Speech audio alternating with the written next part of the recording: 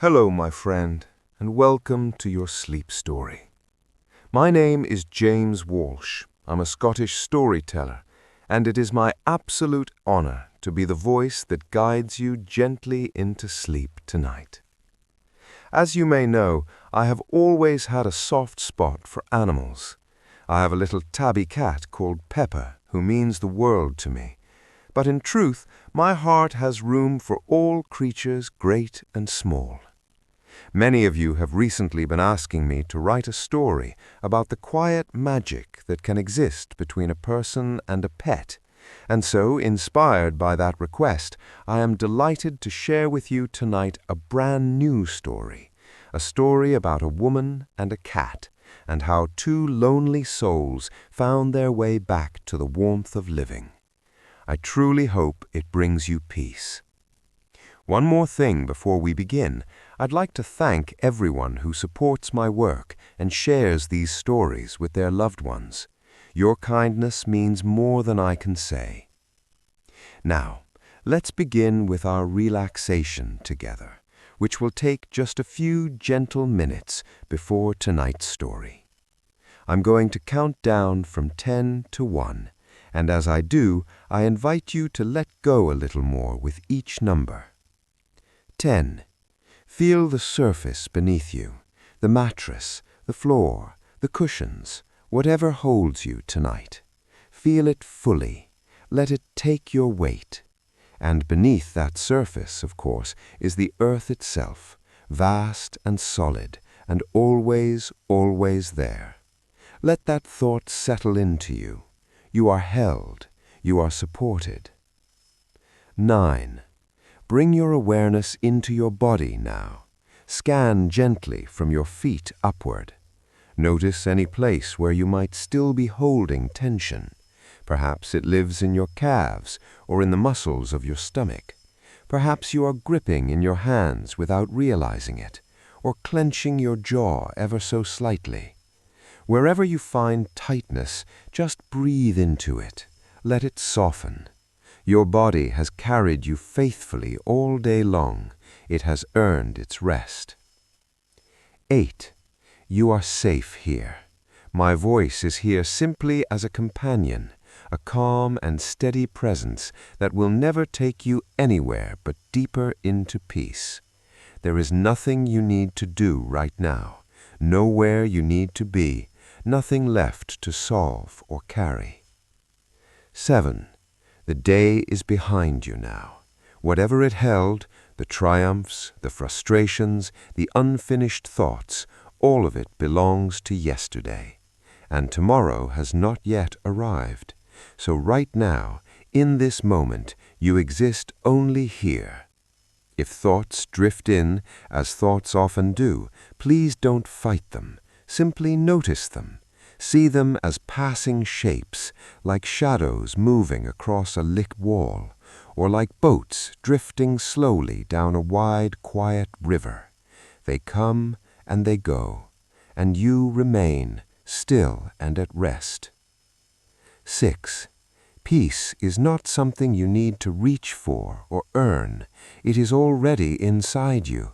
It has always been there, patient and faithful, waiting for you to stop long enough to feel it. See if you can sense it now, a quiet center, a stillness beneath all the noise of the day. It is yours. It has always been yours. 5. You deserve this rest, fully and without question, not because of what you accomplished today or how well things went, but simply because you are human and rest is your right. Let that truth settle into your chest. Let it give you permission to ease a little further into this moment. 4. Allow a small breath of gratitude now, if you are willing. Gratitude for the roof over your head tonight, for the breath still moving through your body, that quiet miracle that asks nothing of you, yet gives you everything. For the small comforts around you, for the simple fact that you are here and that you can listen, and that someone somewhere has sat down to tell you a story just for this moment. 3. Begin now to let your imagination come gently alive. Picture a grand old house in the heart of a wide cobblestone city. The city is ancient and beautiful, full of narrow streets and weathered stone. And inside the house, a woman is moving quietly through her rooms, going about her day, room by room, and she is lonely.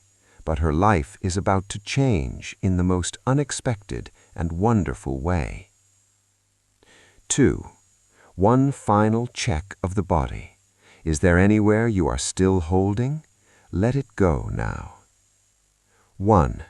Completely, fully, beautifully letting go as I tell you tonight's sleep story. A long, long time ago, in the year 1923 to be precise, a quiet and remarkable little event took place. No one has ever heard this tale, for it was never written down. One of the two souls at the heart of it could not speak, and the other had no one to tell. And so it has waited all this time to be told. Allow me to tell it to you now. The first of these two souls was a cat. I will tell you its name a little later, for at the beginning of our story it had none. And the second soul was a woman who had lived many, many years by the time our story finds her. She was known by the name Marguerite. As for where our story takes place, I cannot be entirely specific, for this tale has never been spoken aloud before, and the city in question was simply a great and ancient one, full of tall stone buildings and cobblestone squares and rivers that reflected the gray morning sky. And it was in the very center of this city, in a tall and elegant townhouse 4 stories high, that Marguerite had lived for more years than she cared to count. And in truth, Marguerite's life was one of profound and settled loneliness. Her townhouse was beautiful, there was no question of that.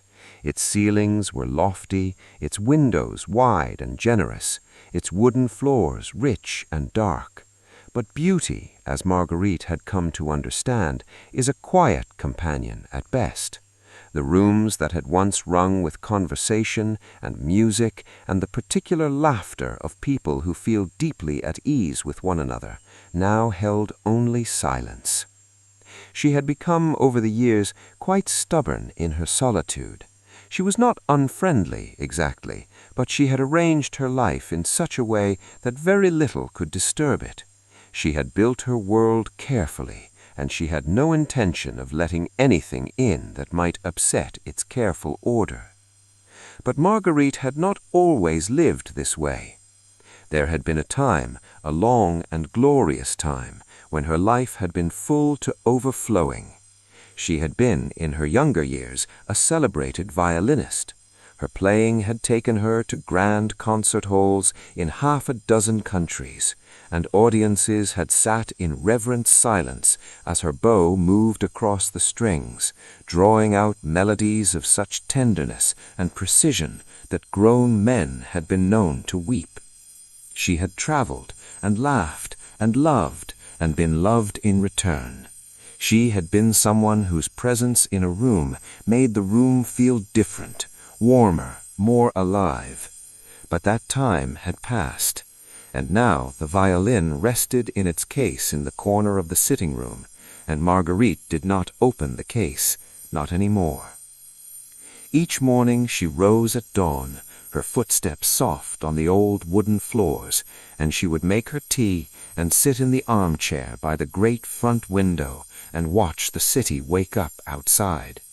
The people on the street below moved through their lives with a sense of purpose and connection that felt to Marguerite like something she was observing through glass, near enough to see, but quite impossible to touch.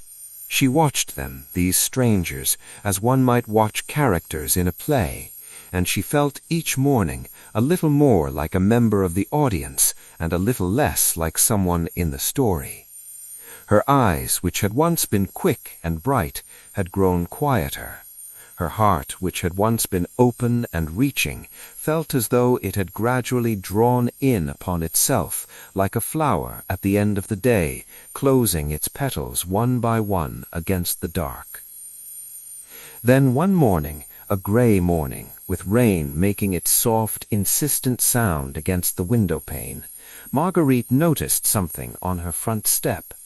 It was a cat, a small cat, thin and quite bedraggled, its fur matted and damp, sitting with its paws tucked neatly beneath it on the stone step. Its eyes were wide, amber-colored, and very clear despite everything, and it looked up at the window with an expression that Marguerite could only describe, though she would have dismissed the idea if anyone had suggested it, as patient. She watched it for a moment. She felt